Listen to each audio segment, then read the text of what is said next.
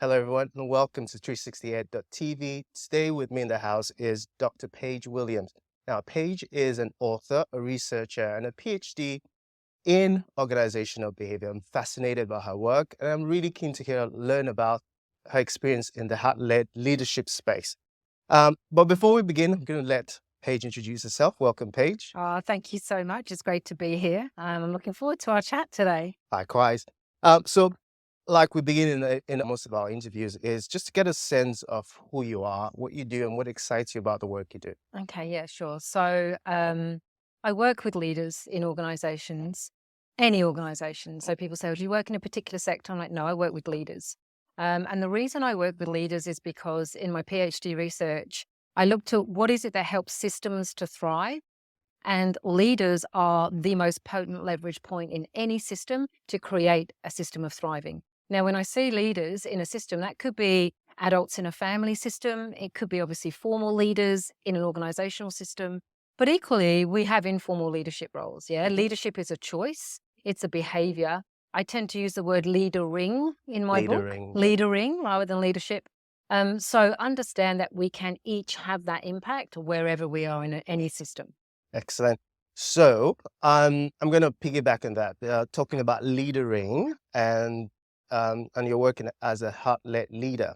Now, before we even begin, let's demystify that term, heart-led leadership. What does that Yeah, mean? yeah, right. So I think that, I mean, my experience working alongside leaders and in my experience as a leader. So before I was in the academic world, I've led organizations, I've led large teams, I've had big profit responsibility.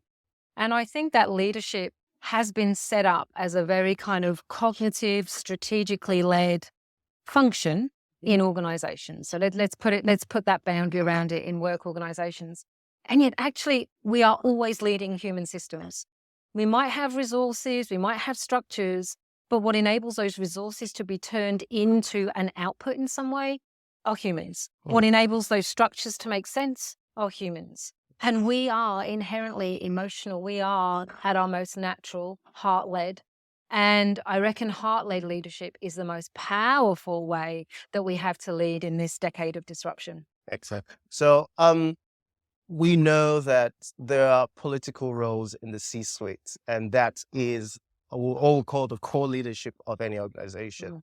And the challenge there is that most times people have to, I'll say, pander to the politics. They have to do those things. So, as a heart-led leader, how do you still think strategically about the organization as a whole, Yeah. but still ensure that you're meeting people where they are at in terms of driving change? So I think one of the biggest things that leaders hold is the tension between the commercial realities and requirements of working in a business or an organization Mhm. and the people needs in that organization. Now, the reality is we don't want the organization to not thrive, right? Because then the people in it don't thrive. And we need the organization to meet its commercial requirements or whatever the good looks like in terms of outputs in order for the people to be secure in their jobs, to have fulfilling and meaningful work to a greater or lesser degree. The thing is, when we get as we get higher and higher up the ranks of an organization, we actually get further and further away from where the work is done. Mhm. And we get further and further away from the people doing that frontline work. And so it can distance us from the actual lived experience of doing the work that the organization is purposeful around. Mhm. So this thing around politics in the C-suite, the way that when I work with senior leaders, I kind of dissolve that. And it is a dissolving. And this is the thing. Heart-led leadership is strong, but it's not hard. So I talk about it in terms of accountability. Mhm. And are we being clear with our expectations? Now, accountability is often used to think about KPIs or to think about performance. But I reckon accountability is just as important in terms of how we are with each other. Mm. And in senior leadership groups, often the way that I introduce heart led leadership is to talk about how are we being with each other here? What are the expectations that we have around how we show up? Mm. And I use this phrase, the truth we need to hear with the love we need to heed it. And so, like, what's the truth we need to hear? Mm. But how do we deliver it from a place that isn't about agenda? It's not about me trying to make you feel or look small. So I'm not trying to power over you. I'm doing it because we have work to do here that is bigger than all of us. It's bigger than my ego. It's bigger than your ego. So how can I tell truth from that space, that heart-led space, and get done the work we need to in the best way possible? Nice. Now, how do you approach leading learning initiatives in the current age? There's a lot of disruption going on. AI is on the landscape. Now, considering the rapid changes in technology, remote work or hybrid in some cases, Yeah. and evolving learning preferences.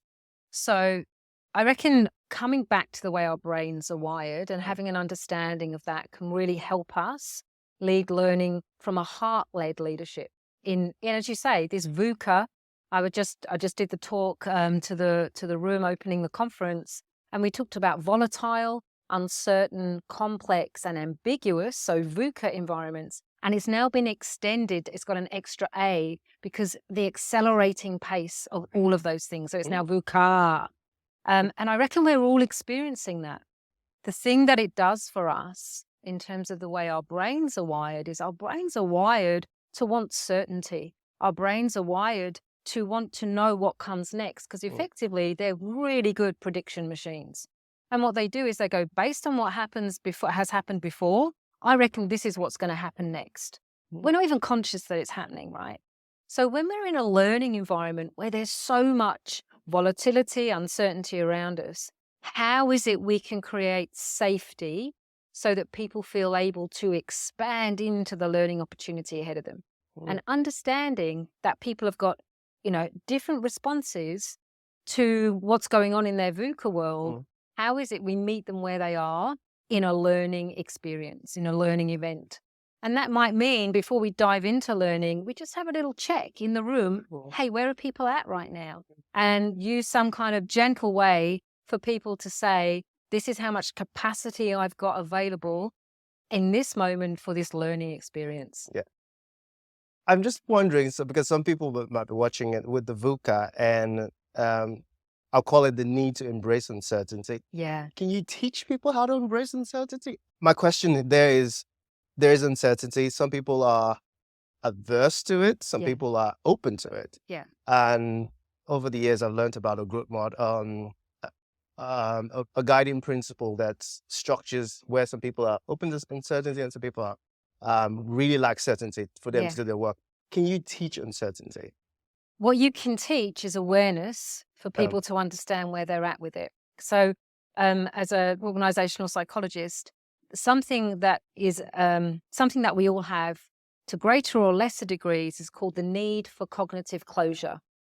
The need for cognitive closure I describe as kind of tying up the loose ends of life, right? So being able to hold a question open from one meeting to the next is an example of, I don't need to have the answer as we end this meeting. We can continue to explore this until our next meeting and we'll resolve it then. People with a high need for cognitive closure, they want it closed off. They cannot hold uncertainty for over periods of time. And so when you've got a context that's very uncertain, these people really struggle with that. Now, can they change that? Well, an awareness of that can help them navigate what for them is perhaps a greater struggle with uncertainty than other people who have a lower need for cognitive closure. They're kind of more cruisy with the ambiguous, uncertain nature. So, can you solve it?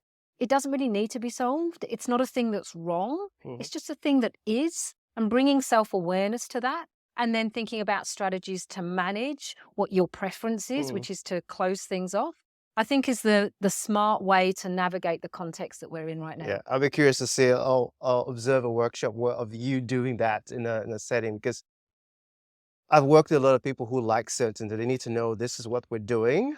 People who are like, all right, let's go on this journey. This will help me discover a new growth potential. So I'll be curious to learn more about that. But would you be able to share some insight into how you foster a culture of continuous learning? Because we're seeing the landscape changing. It means we're gonna need to upskill. So how do we foster a culture of continuous learning and adaptability within teams, especially in times of this rapid technological and Yeah. industry changes? Yeah, absolutely. And so here I'll come back to neuroscience, right? One of the things that our brain loves is to feel safe. Mm. And so what happens with learning is that because we're inviting people to step into to new things, right? To stretch themselves, to come out of their comfort zone. Mm. That feels risky. It feels Very. risky from a number of levels. It feels risky in terms of, will I look like an idiot? Will I get it wrong? Is there a risk in terms of my status? Is there a risk in terms of relationships?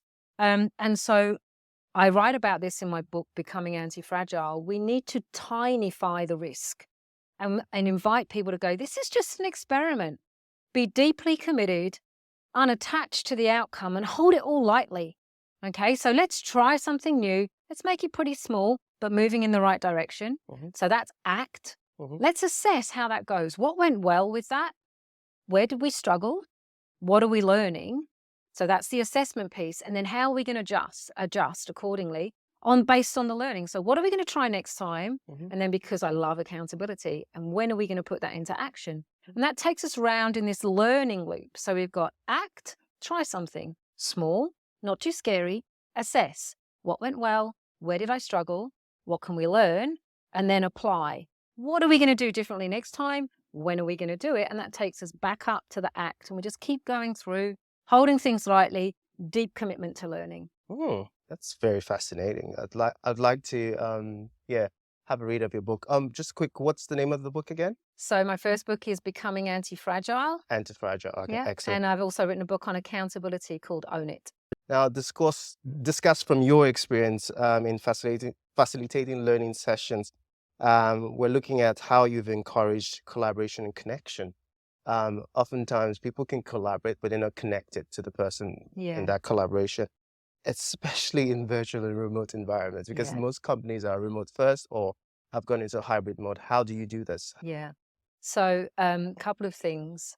One is that to understand that it's with connection, when we have social learning, it's more sticky. Learning sticks when we learn socially. So to understand the importance of connection in learning is one thing. The second thing is how to create connection at that deeper level. I have found if it's not through shared experience in a face-to-face classroom, then it's through stories, and sharing stories that allow us to understand more about the person that we're in our shared learning experience with. And that can happen virtually. So one of the stories I might invite people to think about is share a time when you felt really proud of something that you've done. It could be work related, doesn't have to be. And was there struggle involved in you getting there? And what was that struggle experience like? And how did you feel at the end of that struggle as you achieved that thing, that experience that you're proud of? And so sharing a story like that takes people deeper into an experience that's pleasant to reflect on, but gives such an insight into what they feel proud about and what they went through to get there. And I reckon stories create connection at a deeper level and can be done in a really effective amount of time, particularly in a virtual learning environment. Excellent. I think this is a really great way to cap up today's session, but I would like to explore that level of storytelling in environments where people are not comfortable with the virtual space. But I'd like to say a big thank you to Dr. Paige Williams for being on today's interview and for sharing all her insights. Many thanks again. Thank you so much for having me. Cheers.